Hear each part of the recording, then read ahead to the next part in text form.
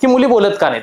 तर याचं कारणही असंच आहे. आता फलटणची गोष्ट जर आपण पाहिली असेल, त्या फलटणची मुलगी स्वारगेटवरती अत्याचार झाल्यानंतर ती बोलली, परंतु पोलीस स्टेशनमध्ये गेल्यानंतर आरोपीला शिक्षा व्हावी इतकीच काय ती त्याची मागणी असेल ना.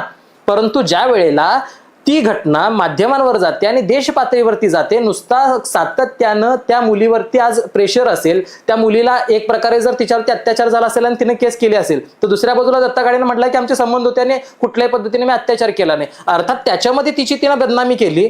मग एखादी व्यक्ती जर हतबलपणे जर पोलिसांपर्यंत जात असेल आणि मग असं पद्धतीने तिच्या अब्रूचे दिंडवडे नंतर उडणार असतील, तर मग एखादी मुलगी धाडस तरी कशासाठी करेल?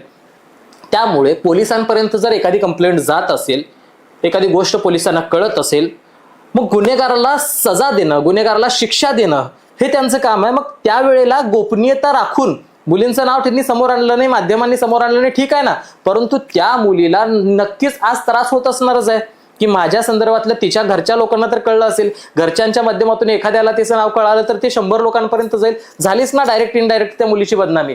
सांगायचं काय तर अशा परिस्थितीमध्ये गोपनीयता नावाचा जो भाग आहे, या गोष्टी अशा पद्धतीनं लोकांसमोर जाऊन त्या मोठ्या पडद्यावरती किंवा ह्या माध्यमावरून दिसणं असू द्या, त्या सगळ्या गोष्टी ज्यावेळेला येतात त्यावेळेला नक्कीच एक मानसिक दडपण त्या मुलींच्या आयुष्यावरती, त्या मनावरती होतं. आणि मग हे आपल्या बाबतीत असं होऊ नये याच्यासाठी ती पावलं जी न्यायाच्या बाजूने जायला पाहिजेत ती वेळीच थांबतात.